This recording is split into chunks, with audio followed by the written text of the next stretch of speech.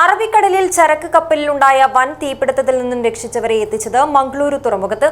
Indian നാവികസേനയുടെ INS സൂറത്താണ് 18 ജീവനക്കാരുമായി മംഗളൂരു തുറമുഖത്തെത്തിയത്.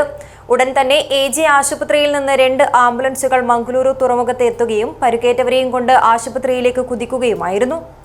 ഏറ്റവും വിലക്കുറവിൽ ഏറ്റവും മികച്ച ഫർണിച്ചർ ഉൽപ്പന്നങ്ങൾ സ്വന്തമാക്കുവാൻ നാലപ്പാട് ഇന്റീരിയേഴ്സിൽ തന്നെ വരണം. Nalappad interiors, opposite KOL hospital, Nullippady, Kasaragod.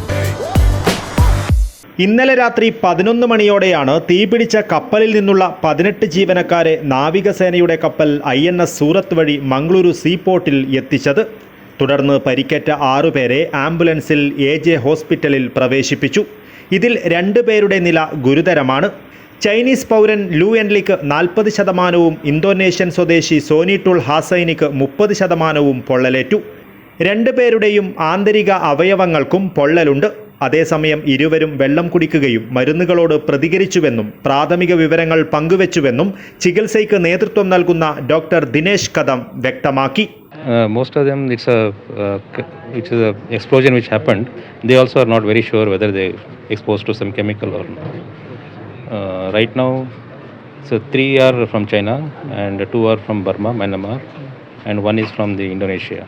It's mainly of inhalation, thermal burns, and smoke, which because of explosions which they have inhaled. They have any other injuries? Some have some blunt injuries, which is not very major ones. All the 6 are in ICU or? No, 2 right now we have shifted him to for dressings and ICU, and other 4 are we are managing right now. They both are 30-40%. Yeah, 30-40%. ഇന്നലെ ആശുപത്രിയിൽ പ്രവേശിപ്പിച്ച ബാക്കി 4 പേരുടെ നില തൃപ്തികരമാണ്. പരിക്കേൽക്കാത്ത 12 പേരെ മംഗളൂരുവിലെ ഹോട്ടലിലേക്കും മാറ്റി.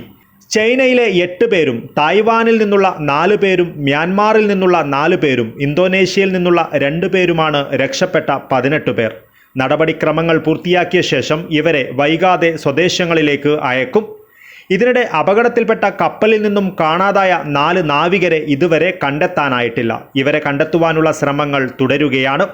അതേസമയം അപകട കാരണമോ മറ്റ് വിശദാംശങ്ങളോ വെളിപ്പെടുത്തുവാൻ കപ്പലിൻ്റെ ക്യാപ്റ്റൻ തയ്യാറായിട്ടില്ല.